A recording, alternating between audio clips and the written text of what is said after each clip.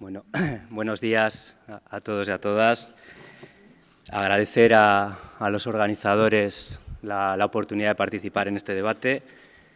La verdad es que este sitio es incomodísimo porque tengo un foco delante, no os puedo ver. No sé si agradecer tanto a Manolo Ollero, que nos ha metido en este embolado, pero bueno, al final yo creo que va a ser un debate interesante y espero que constructivo, ¿no? También al final creo que es un reto y es un honor poder debatir con Sergio Minué sobre estos temas, sobre los que yo creo que desde hace tiempo pues hay ciertas visiones encontradas y seguro que podemos encontrar elementos de consenso, ¿no? Quería mencionar algunos elementos también relevantes de pues un poco de conflicto de interés. Si el tema del debate son los modelos de crónicos, yo he participado en el desarrollo de algunos de ellos, como mencionaba Bernardo, en el tema del desarrollo del Innovative Care for Chronic Conditions desde OMS, que fue un intento de adaptación o de universalización del modelo Chronic Care Model, y también en la idea de adaptar el Chronic Care Model, que, como bien decía Bernardo, se ha desarrollado en un contexto distinto, el contexto de Estados Unidos, adaptarlo a una realidad del Sistema Nacional de Salud, y eso lo hemos tratado de hacer con el proyecto IEMAC, que es un proyecto que ha contado con la financiación de la industria farmacéutica, en este caso por parte de MSD. Sin más, voy a empezar un poco la presentación. Y quería centrar en tres grandes temas. Uno, como soy el primer ponente, pues ilustrar un poco cuáles eran los principales elementos del debate que se produjo entre Barbara Starfield y Ed Wagner. Lamentablemente Bárbara ya no está con nosotros. A Ed Wagner le pudisteis ver ayer a través de la videoconferencia, y trataré un poco de ilustrar cuáles eran sus puntos y también un poco pues, una visión personal respecto a ese debate.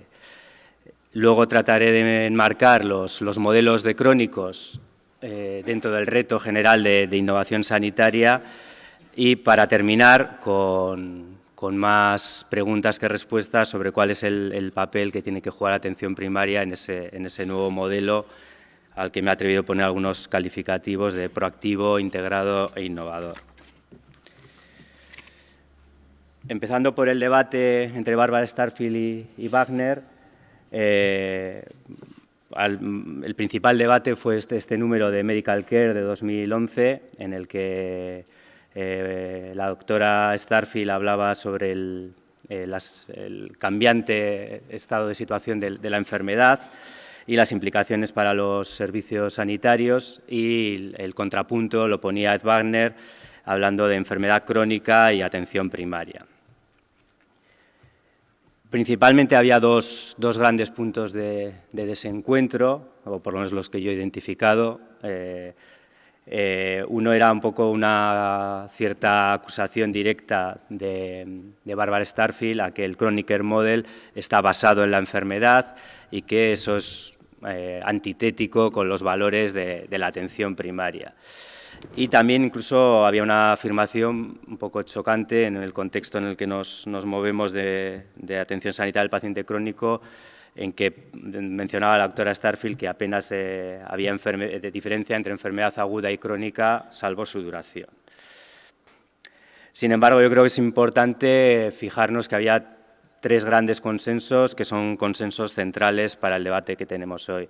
Los dos coinciden totalmente en la necesidad del desarrollo de un modelo de atención centrado en la persona, en el desarrollo de un modelo en el que la primaria tiene un papel central y en el que la multimorbilidad va a tener cada vez una mayor importancia. Respecto al papel central de la atención primaria, de hecho, ayer Wagner lo resumía con una ecuación. Lo que ellos están trabajando ahora un poco del modelo de Patient Centered Medical Home.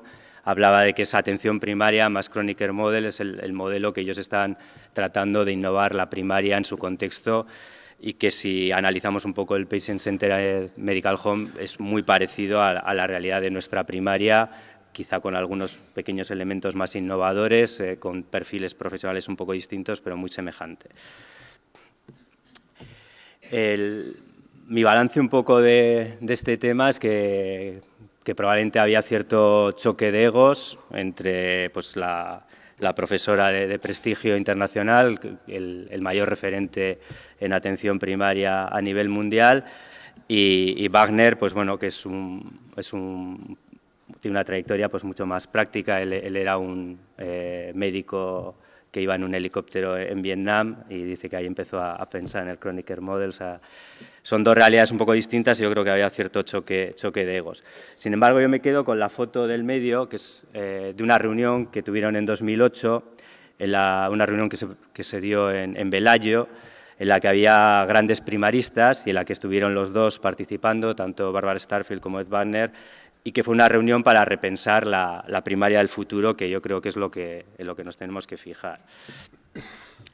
En cuanto al Kronecker Model, como se dice en esta cita del estadístico George Box, todos los modelos son erróneos, pero algunos son útiles. Para mí el balance principal del Kronecker Model es un modelo útil y su utilidad la demuestra que 17 años más o menos después de su desarrollo, pues es un modelo popular, al que le han surgido un montón de versiones, pero al final el más consistente, el más sólido y el que puede guiar mejor una transformación es este modelo pues ya tan reiterado en este tipo de congresos. También hay que decir que la evidencia de todos los elementos del Kronecker Model es dispar. No todas las dimensiones, las 6 dimensiones que lo componen, tienen un mismo grado de evidencia, ni una evidencia de una calidad semejante. Quizá porque precisamente es un modelo muy orientado a la práctica y no se ha generado tanta evidencia con modelos de ensayos clínicos aleatorizados, sino con estudios pues, con diseños de calidad inferior, pero que son diseños con pacientes reales en contexto de práctica real, lo que desde una perspectiva de innovación a mí personalmente me parece más potente. Y en este debate entre Starfield y Wagner yo he hecho un poco la visión de los pacientes, ¿no? Nosotros, por ejemplo, en los últimos años hemos hecho algunos trabajos con pacientes sobre cuál es su experiencia a través de entrevistas y grupos focales, su experiencia, su vivencia de la enfermedad crónica, y está claro que como pacientes no se vive igual lo crónico y principalmente si el diagnóstico es un diagnóstico serio que lo agudo. También es interesante que para los pacientes desconocen totalmente lo que es la multimorbilidad. En una serie de grupos focales que hemos hecho, pues os pongo ahí una cita, ¿no? Yo de eso de ser crónicos y eso sí, pero en multimorbilidad es la primera vez que lo oigo, ¿no? Es una cita textual de los grupos focales. Y también para ellos, más que la enfermedad o la categorización diagnóstica, es lo que implica la enfermedad para su vida, ¿no? Y para ellos principalmente siempre hay una enfermedad dominante que es la más limitante, la que más les preocupa. O sea, que esa lógica de enfermedad en la visión de los pacientes sí tiene bastante sentido. Pero bueno, dicho todo esto sobre los modelos de crónicos, yo creo que estamos en un contexto de innovación que está principalmente entrando desde fuera del sector y lo que hace falta es ver qué respuesta le podemos dar. En esa reunión que os mencionaba de Velayo, en la que estuvieron Starfield y Wagner, en la pizarra escribieron esto, ¿no? Kronecker más una primaria preparada para el cambio, ¿no? Yo creo que es un poco una de las fórmulas que necesitamos para acometer esta transformación. Y todo esto en el contexto de unas megatendencias sobre las que voy a pasar muy rápidamente, pero que creo que es necesario tener delante. Una sería la que estamos viendo todos los días en este congreso, la prevalencia de cronicidad. Por ejemplo, en Euskadi ahora mismo tenemos registrados con una categoría diagnóstica crónica en Osakidetza 970.000 personas, de las que 530.000 tienen 2 o más diagnósticos crónicos. Y además podéis ver que la multimorbilidad expresada en este gráfico va creciendo con la edad y también con el índice de privación socioeconómica. La multimorbilidad afecta más a las poblaciones más desfavorecidas y les afecta más a lo largo de todo el curso vital, desde la más tierna infancia. Por tanto, yo creo que este tema de las desigualdades debe estar muy presente en cualquier estrategia de abordaje de la multimorbilidad y de la cronicidad. Pero aparte de esta realidad de la demanda sanitaria, tenemos unos cambios muy importantes en el mundo científico y tecnológico. La producción científica biomédica pues, tiene un crecimiento exponencial, algo que la cantidad de conocimiento que se está generando pues, es cada vez más inabordable e introduce muchísima complejidad en la práctica profesional sanitaria. Además, los factores diagnósticos, se espera que con la irrupción de todo el mundo de la genómica se van a disparar. Y este conjunto cada vez mayor de factores diagnósticos va a complejizar enormemente también la práctica profesional.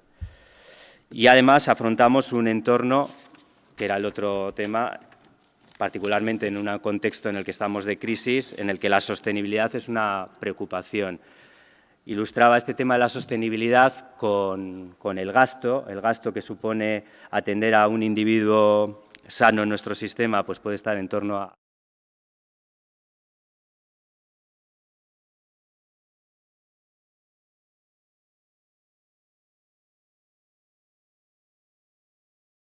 en nuestro sistema estaríamos hablando de 15.000 euros al año. Por tanto, la multimorbilidad también es un factor que compromete la sostenibilidad del sistema.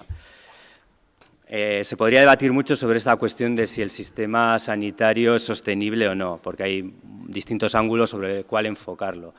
Mi percepción es que sin cambios el sistema sanitario es insostenible, pero sin embargo pienso que el sistema de salud, y perdonadme el juego de palabras, el sistema de salud sí es sostenible.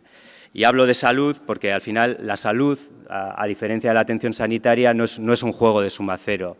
La atención sanitaria hay que repartirla, pero la salud, todos podemos estar en buena salud y mi salud no le quita salud al de al lado. Entonces, el centrar la concepción del sistema en la salud me parece un eje central para avanzar en la sostenibilidad del sistema.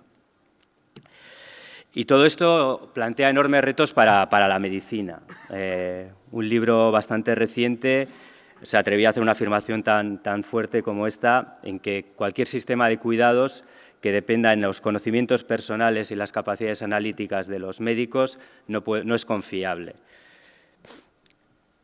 Esto es una respuesta a esa realidad que decíamos de la creciente complejidad de la práctica profesional.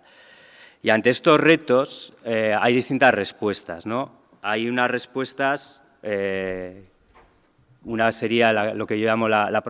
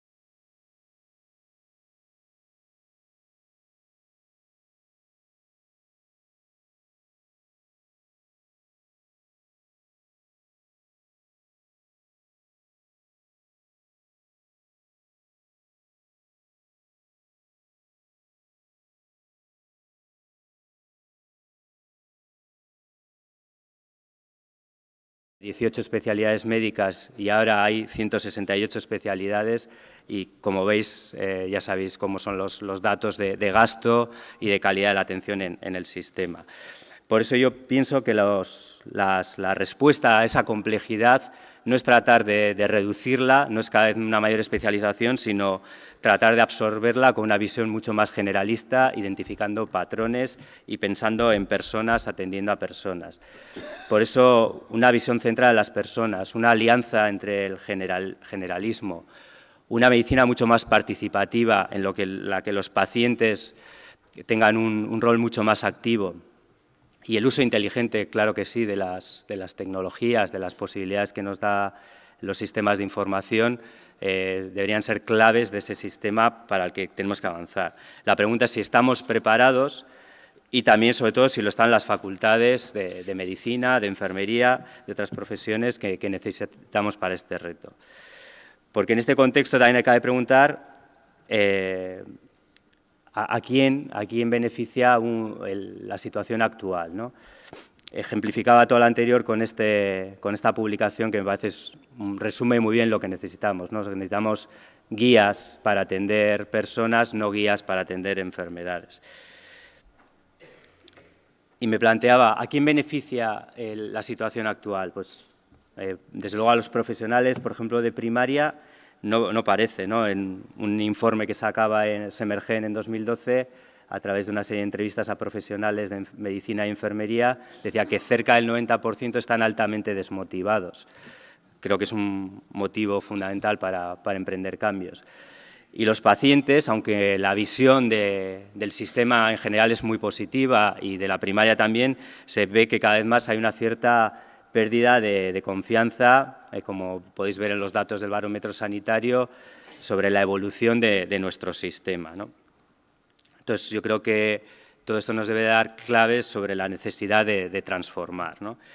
Pero teniendo en cuenta que el cambio no va a ser fácil, que todos los días vemos innovaciones con mucho potencial, con capacidad de disruptivo, principalmente en todo lo que es la articulación entre el sistema sanitario y lo social, y en la práctica esas innovaciones no se implementan, ¿no? Yo creo que innovar es muy difícil y, sobre todo, es muy difícil si lo hacemos desde paradigmas funcionariales y, sin embargo, es más fácil si se hace desde paradigmas profesionales, basados en el profesionalismo y trabajando con los pacientes y no solo para los pacientes.